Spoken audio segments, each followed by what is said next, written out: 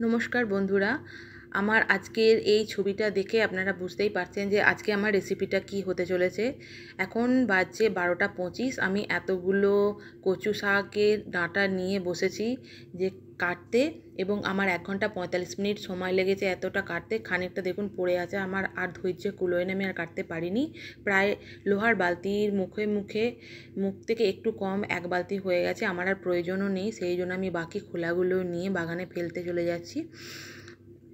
আমি নিজে ভিডিও করছি এবং নিজেই আমি কাজ করছি, সেই জন্য নিজেকে দেখানোর আমার সম্ভব হচ্ছে না আপনাদের। আমার গতকাল বাগান পরিষ্কার হয়েছে এবং বাগান পরিষ্কার করতে যারা এসেছিল তারা এই কচু শাকগুলো আমার কেটে দিয়ে গেছে যে আপনি রান্না করে খাবেন। আমি দেখলাম ওরা কষ্ট করে কেটে দিয়ে গেল, আমি ফেলে দেব, তাহলে কষ্ট করে একটু করেই নিই।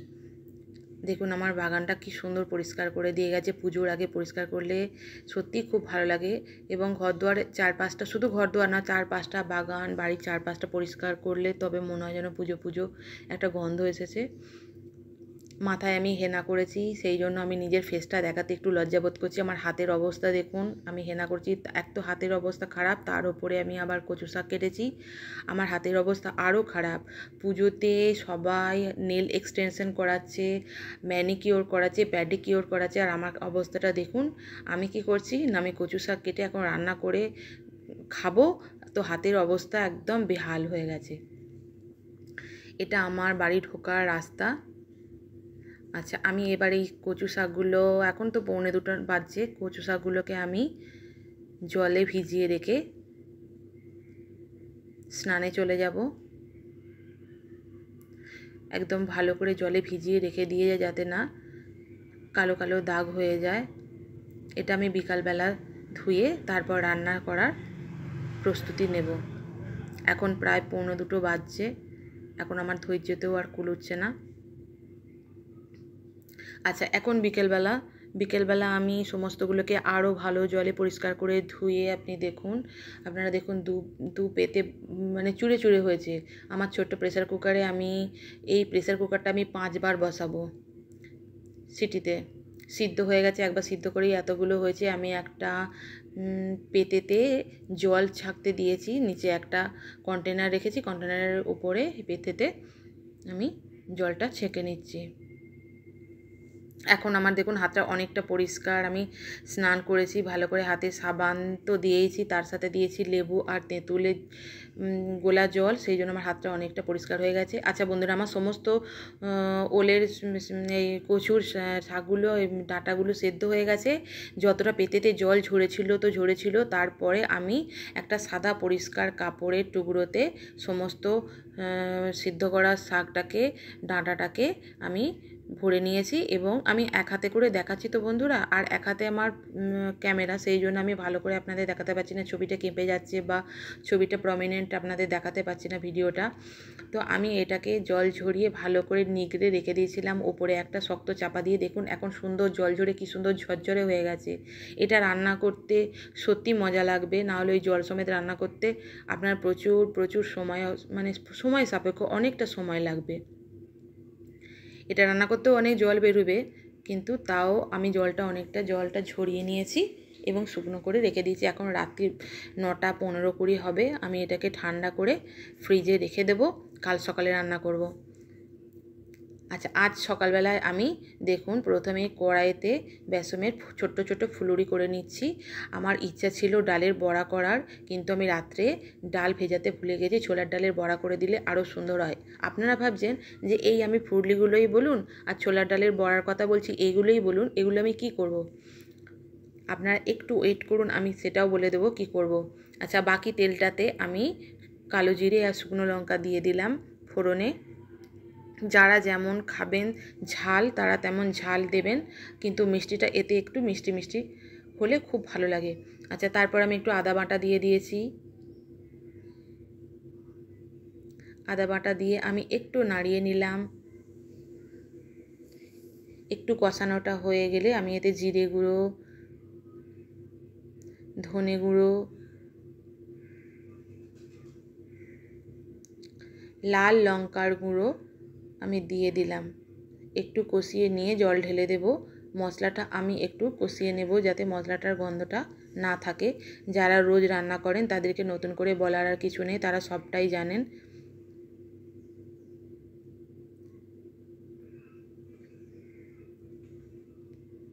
আমি আরও একটু জিরে গুঁড়ো দিয়ে দিলাম, আমার মনে হচ্ছিলো কম হয়েছে। অতখানি মানে জিনিসটা তো অতখানি, আচ্ছা তাতে একটু না বেশি মশলা দিলে ভালো লাগবে না। আচ্ছা লবণ দিয়ে দিলাম, চিনি দিয়ে দিলাম, চিনি আর লবণটা দিয়ে দিলাম আমি আগে। আপনারা এখন বলবেন আমি হলুদ দিলাম না, ঠিক ধরেছেন, আমি এতে হলুদ দিই না। আপনারা যদি চান তাহলে অবশ্যই আপনারা হলুদ দিতে পারেন। আমি এবার সেই জল ঝরিয়ে রাখা কচু শাকের ডাঁটাগুলো দিয়ে দিলাম। আচ্ছা আমি বলি, আমি রিমা, আপনারা দেখছেন রিমাস ব্লগ। আমার রিমাস ব্লগে আপনাদের সবাইকে স্বাগত। আপনাদের যদি ভালো লাগে অবশ্যই লাইক কমেন্ট শেয়ার করবেন, আর যদি পরের ভিডিওগুলো দেখতে ইচ্ছা করে তাহলে আপনারা সাবস্ক্রাইবও করে দিতে পারেন। মশলার সাথে আমি এটাকে এবার কষাতে শুরু করলাম। এটা যত শুকনো শুকনো করে নামানো হবে ততই খেতে ভালো লাগবে। নুন ঝাল আর মিষ্টি এই তিনটে যদি পরিমাণ আর পরিমাপটা ঠিক হয় তাহলে যে কোনো রান্না, শুধু এই কচু শাক নয়, যে কোনো রান্নায় আপনার খুব খুব ভালো হবে।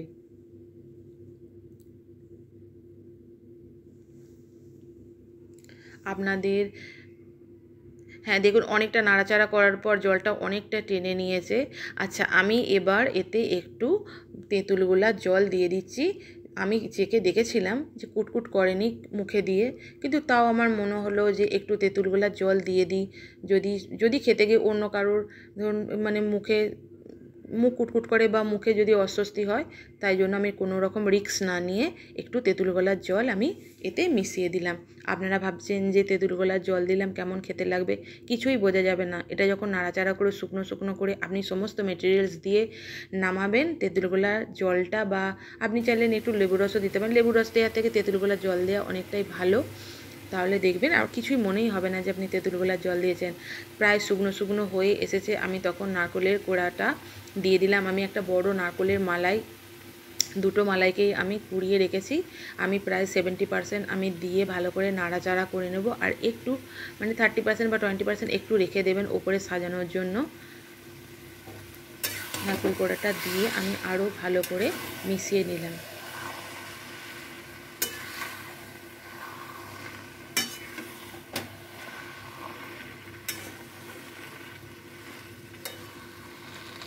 দেখতেই তো কি সুন্দর হয়েছে, না জানি খেতে কত ভালো হবে। একজন তো বাটি নিয়ে দাঁড়িয়েই আছে যে কখন হবে আর আমাকে কখন একটু দেবে, আমি খেয়ে দেখব। কমপ্লিট হতে দিচ্ছে না। দেখছেন এত কষাচ্ছি, এত রান্না করছি, তারপরও কত জল বেরোচ্ছে। এই জল মানে মানে এই তরকারির জলটাকে মেরে ফেলা বা আপনার কি বলবো, মানে শুকনো শুকনো করে নামানোটা অনেকটা টাইম লাগে। সেই জন্য আমি এই বড়াগুলো করে রেখেছিলাম, যে বড়াগুলো মেশাবো, এবং ওই যেটা বাড়তি জল যেটা দেখছেন কড়াইয়ে রয়েছে, সেই জলটাকে এই বড়াগুলো টেনে নেবে যাতে তাড়াতাড়ি শুকনো হয়ে যায়। তবে আপনারা ছোলার ডাল ভিজিয়ে রেখে বেটে সেই ছোলার ডালের বড়া করে দেবেন, সেটা আরও বেশি সুস্বাদু হবে। আমি ভুলে গিয়েছিলাম, সেই জন্য আমি বেসন বড়া করে মিশিয়ে দিলাম। আমার যে মানে বাগান পরিষ্কার করে গেছে এবং আমাকে যে এই কচু শাকগুলো তুলে পরিষ্কার করে তুলে বাড়ি পর্যন্ত পৌঁছে দিয়ে গেছে, আমি তাকে বলেছিলাম যে আমি রান্না করব, তুমি আসবে নিয়ে যাবে। তো সেও এসেছে এবং তাকেও আমি দেবো বলেছি। আমি যে চুপ করে বসো, আমার রান্না কমপ্লিট হলেই আমি তোমাকে দেব। প্রায় আমার রান্না শেষের দিকে। দেখুন বন্ধুরা, আমি একদম কিন্তু শুকনো শুকনো করে ফেলেছি, বড়াগুলো দিয়েছে বলে আমার জলটা আরও অনেকটাই টেনে নিয়েছে এবং সুন্দর হয়েছে।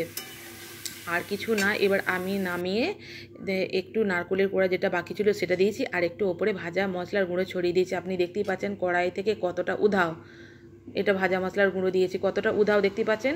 আমি সেই ছেলেটাকে দিয়েছি এবং আমার যে বাটি নিয়ে